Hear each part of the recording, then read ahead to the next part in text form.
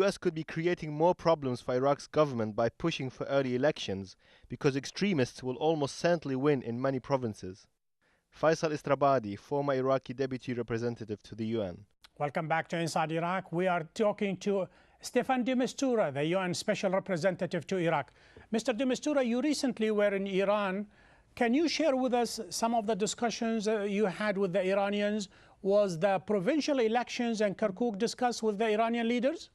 You see, in my capacity as special envoy of the Secretary General Ban Ki-moon in Iraq, I am bound by Resolution 1770 to actually maintain a constant contact with the regional players and the regional neighbors.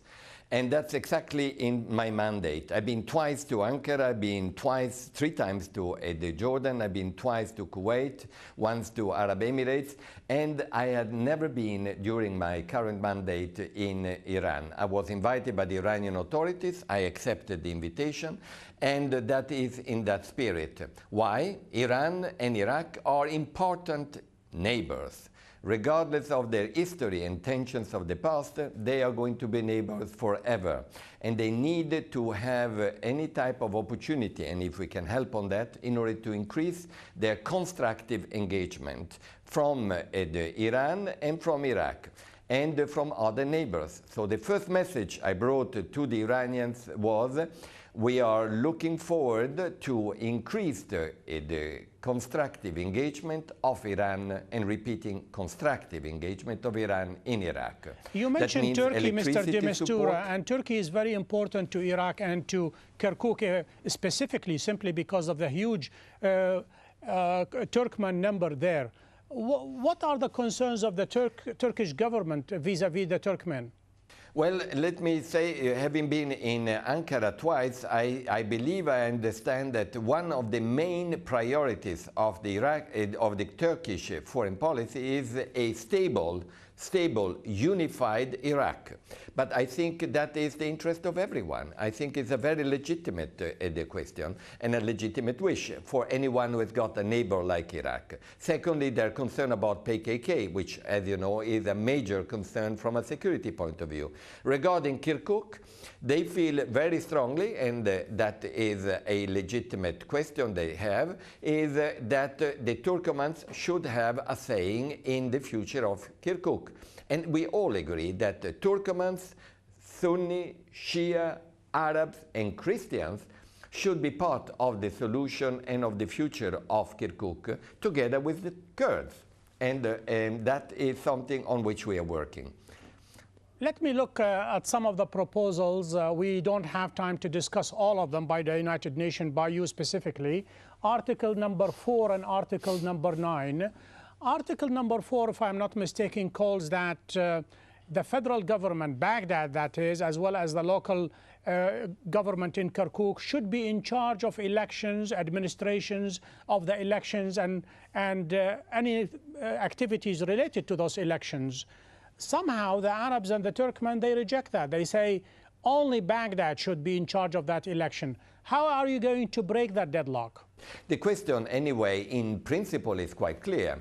In any country in the world, and when there is a federal government, the federal government does have a substantial involvement in anything happening in that country. At the same time, if there is a strong local administration, that one should be associated as well. The combination of the two is, in normal environment, extremely natural and should not even be an issue of debate. Since it is about Kirkuk, there is particular sensitivities and perhaps suspicions. And that's why we, as objective and I would say neutral players, can help in finding some creative formula to address these concerns. But frankly, if that paragraph was not there, it would be equally valid, because it is obvious that elections are organized both by the federal government with the assistance. But at the same time, Mr. De Mistura, that reflects a level of mistrust by certain components of the inhabitants of Kirkuk. Once they think that the local government of Kirkuk is in charge of, or at least party to, the elections, there might be a misconduct, and they don't trust it. I fully appreciate the fact that there is some misconceptions. Otherwise, Kirkuk would not be such a hot and potentially explosive environment. So we are not talking about Switzerland. We are talking about Kirkuk. And therefore, there are misconceptions, suspicions, and tensions. But that's why I think we can contribute in helping on that. But there needs also to be some reasonable approach on all sides. After all, this is not a constitution. We are only talking about an electoral law, and the electoral law is just limited to what it's supposed to do, elections. Let's take Article number 9 of the UN proposal, and that is election should be called by the three presidency, the president of the country, the prime minister, as well as the speaker of the house, in conjunction with the United Nations. Certain members of the Iraqi parliament, they think that is not right. Only the Iraqi parliament should call for the elections between now and end of December 2009. How do you look at that? Well, there are two schools of thoughts, if you want, which obviously have also political connotation.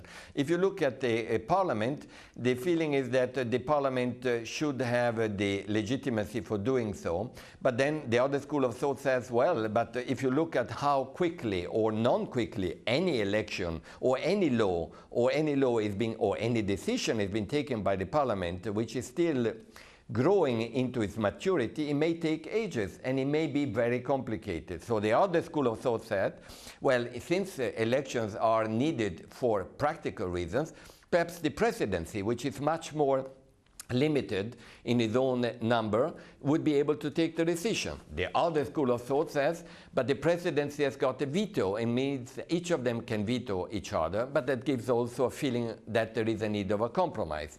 Frankly, we can find a solution to this one. Mr. We are De again Mistura, looking at school of thought. Recently, the president of KRG, in an interview, he said, I am absolutely amazed and flabbergasted by the huge number of demonstrations in the middle and the south of the country, in Karbala, in Najaf, and Nasiriyah about Kirkuk. He said, I just cannot understand it. Does that betray to you, perhaps, certain Kurdish leaders, they don't understand what Kirkuk represents to the middle of the country as well as the southern part of Iraq? Well, I am the last one to want to interpret what is in the mind of any of the Iraqi leaders, including the KRG leader, President Barzani.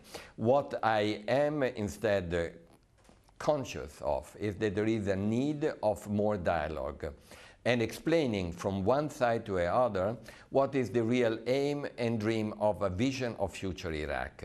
That's what the Iraqi people and the Kurdish, who are Iraqi people, need to hear too.